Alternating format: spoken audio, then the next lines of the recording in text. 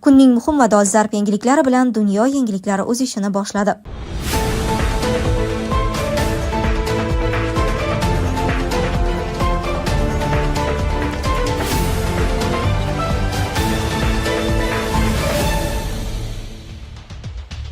Tramp ittifoqchilarini tark etyaptimi? Fransiya jiddiy signal berdi.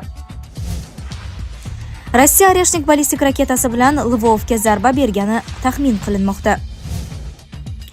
Tehron urushni istamaydi, ammo bunga tayyor. Eron tiv. Trampning 18 yoshli nevarasi qo'riqchilaridan shikoyat qildi. AQSh Rossiya kemasi haqida barcha ma'lumotlarga ega bo'lgan Rossiya tiv. Buxoroda voyaga yetmagan qizlar samosud qilindi. AQSh Venesuelani qayta tiklayman deydi, ammo kim foyda ko'radi? Sedanachi milliy brenddan yangilik. Erkaklar orasida keng tarqalgan muammo tez hojatga chiqish, bel va qorin og'rig'i, kuchsizlik va quvvatning pasayishidir. Bu oddiy charchoq emas, prostata muammosi.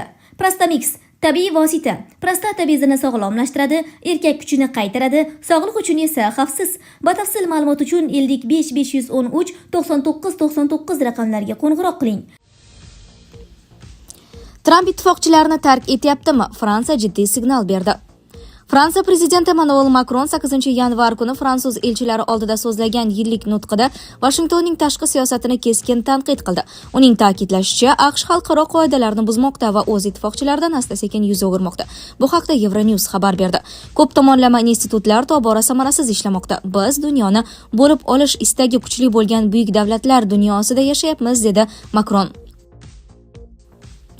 Tramp 7-yanvar kuni respublikachi qonun chiqaruvchilar oldida Macron ustidan kulib, uni qanday qilib Fransiyada dori-darmon narxini 3 barobar oshirishga majbur qilinganini so'zlab berdi. Trampning da'vo qilishicha, u barcha fransuz mahsulotlariga 25% boj joriy etish bilan tahdid qilganidan so'ng Macron rozi bo'lgan. Tramp Macronning ovoziga taqlid qilib shunday degan: "Donald, kelishdik. Men dori narxlarini 200% ga yoki sen xohlagancha oshirishga tayyorman. Faqat iltimos buni xalqqa aytma, sendan yolvorib so'rayman."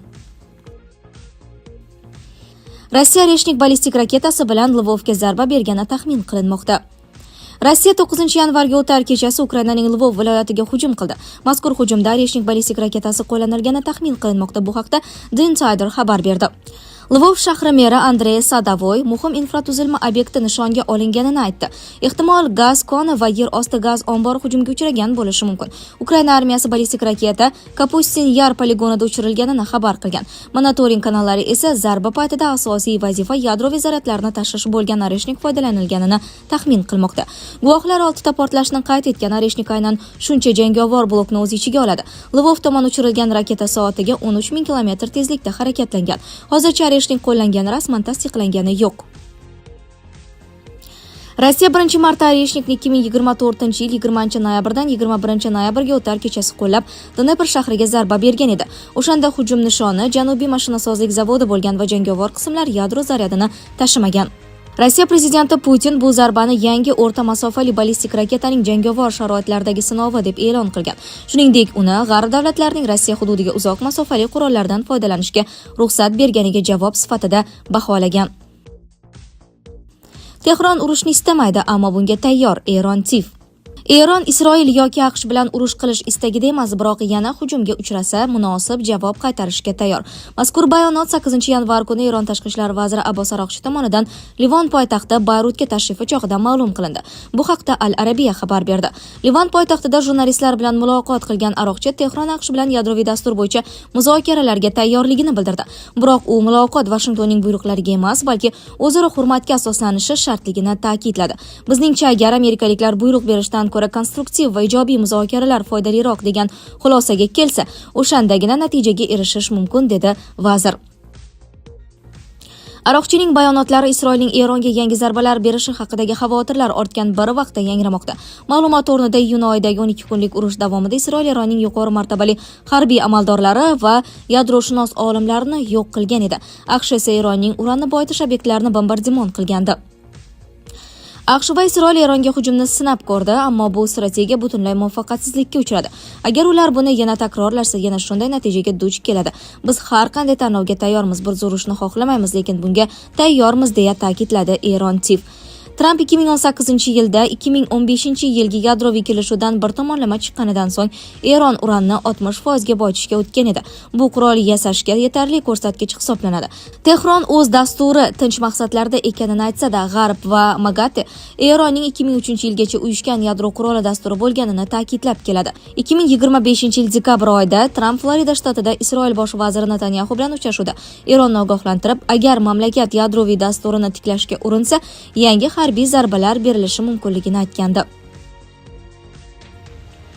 Trampning 18 yoshli nevarasi qo'riqchilardan shikoyat qildi.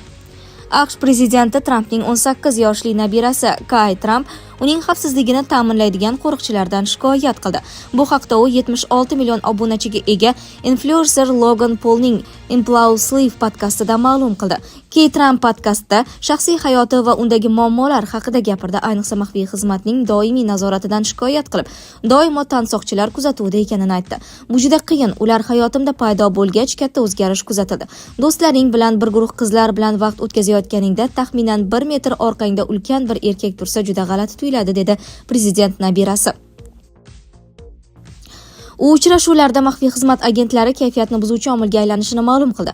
Ochiqni aytsam, bir yigit bilan uchrashuvda bo'lib, u sendan 2 stol narida o'tirishi chindan ham noqulay holat. Bu biroz g'alati, lekin ilojim boricha bunga e'tibor bermaslikka harakat qilaman, dedi Kay. 2024-yili uning bobosi Donald Tramp prezidentlikka saylangach, Kay diqqatni jamlab qo'riqchilarni go'yo yo'qdek tasavvur qilishga o'rganib qolganini aytdi. Kayning o'zidan 1 yosh katta makivachchasi Baron Tramp ham uchrashuvlarda xuddi shunday qiyinchiliklarni boshdan kechirmoqda. Donald va Melaniyaning o'g'li uchrashuvga chiqishi uchun go'yoki Trump Tower binosining butun bir qavati tekshirib chiqilgan. Kay hozircha oila qurish haqida o'ylamayotganini ma'lum qildi. Onam har doim karyerangga e'tibor ber, uni yo'lga qo'ygach, keyin shu bilan shug'ullanasan, deydi, degan u podkastda. Uning onasi Vanessa Trump bir paytlar model bo'lgan, keyin esa 5 farzandni dunyoga keltirgan. Kay ham xuddi shunday yo'lni tanlab, avval golfdagi karyerasini rivojlantirib, turnirlarda g'alaba qozonishni istaydi. AQSh Rossiya kemasi haqida barcha ma'lumotlarga ega bo'lgan. Rossiya Mariner kemasining AQSh tomonidan qo'lga olinishini xalqaro huquqning qo'pol buzilishi deb atadi. Bu haqda Rossiya Tashqi ishlar vazirligi bayonot berdi. Bayonotda aytilishicha, xalqaro va Rossiya qonunlariga muvofiq 2025-yil 24-dekabr kuni Rossiya bayrog'ini ko'tarib yurishga vaqtinchalik ruxsat olgan Mariner kemasi Shimoliy Atlantika okeanidagi xalqaro suvlardan bexosdan o'tib Rossiya portiga ketayotgan bo'lgan. Amerika rasmiylari bu vaqtda rasman Rossiya Tashqi ishlar vazirligi orqali kemaning Rossiyaga tegishliligi va uning fuqarolik tinchlikparvarlik maqomi haqida bir necha bor ishonchli ma'lumotlarni olgan. Biroq shunga qaramay, ular tanker bayroqsiz yoki soxta bayroq ostida suzib yurgan deb taxmin qilib kemani qo'lga olgan. Qayd etilishicha, xalqaro dengiz huquqi ochiq dengizlardagi kemalarga nisbatan bayroq davlatining mutlaq yurisdiksiyasini aniqlab bergan. Ochiq dengizlarda kemani to'xtatish va tekshirishga faqat qaroqchilik yoki qul savdosi kabi cheklangan sabablarga ko'ra yoki tegishli davlat roziligiga ko'ra ruxsat beriladi.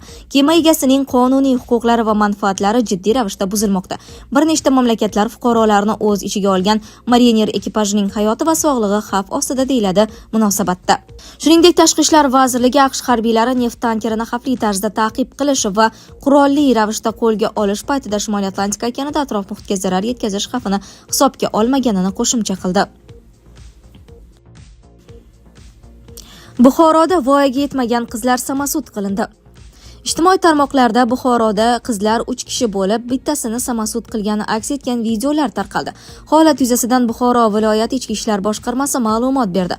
O'rganishlar davomida aniqlanishicha, 2009-yilda Shofirkon tumanida tug'ilgan voyaga yetmagan qizi hamda 2008-yilda G'ijduvon tumanida tug'ilgan voyaga yetmagan BO o'rtasida avvaldan mavjud kelishmovchiliklar sababli 2026-yilning 7-yanvar kuni soat 9:00 atrofida Buxoro shahar favvoralar maydoniga yaqin hududdagi M. Iqbol ko'chasida o'zaro janjal kelib chiqqan. Janjalda 2005-yilda G'ijduvon tumanida tug'ilgan NS hamda 2005-yilda Shofirkon tumanida tug'ilgan TS ham faol ishtirok etib, voyaga yetmagan BO bilan birgalikda voyaga yetmagan KZga turli tan jarohatlari yetkazgan. Ushbu holat janjalda ishtirok etgan 2004-yilda Vobkent tumanida tug'ilgan M.S. tomonidan video tasvirga olinib, 2008-yilda tug'ilgan voyaga yetmagan B.O. tomonidan o'zining Instagram ijtimoiy tarmog'idagi sahifasiga joylangan. Mazkur holat yuzasidan Buxoro viloyat ichki ishlar organlari tomonidan olib borilgan tergovga qadar tekshiruv harakatlari davomida yuqorida nomlari keltirilgan shaxslarning shunga o'xshash yana bir nechta janjalli holatlarga aloqadorligi aniqlangan. Keltirib o'tilgan barcha holatlar bo'yicha qo'shimcha ma'lumotlar tekshiruv yakuniga ko'ra taqdim etiladi, deyiladi bayonotda. AQSh Venesuelani qayta tiklayman deydi, ammo kim foyda ko'radi? AQSh prezidenti Donald Tramp mamlakatni Venesuelani ancha uzoq vaqt nazorat qilishini aytdi. Trampning so'zlariga ko'ra, Rubio Venesuelaning vaqtinchalik rahbari bilan doimiy aloqada. Bu haqda u 7-yanvar kuni New York Times gazetasiga bergan intervyusida so'z ochdi. Qayd etilishicha, Qo'shma Shtatlar Venesuelani uzoq yillar davomida boshqarishi va uning neft daromadlarini nazorat qilishi mumkin. Trampning so'zlariga ko'ra, Qo'shma Shtatlar Venesuelani qancha vaqt nazorat qilishini faqat vaqt ko'rsatadi. Biz uni juda foydali tarzda qayta tiklaymiz. Biz neftdan foydalanamiz va neft olamiz. Biz neft narxlarini pasaytiramiz va Venesueladagi juda muhtoj bo'lganda pul beramiz, deydi u. Trampning qo'shimcha qilishicha, AQSh Venesuelaning vaqtinchalik prezidenti Delcy Rodriguez hukumati bilan juda yaxshi chiqishmoqda. Sizlarga yetkazmoqchi bo'lganlarimiz shulardan iborat edi. Dunyo yangiliklaridan uzoqlashmang.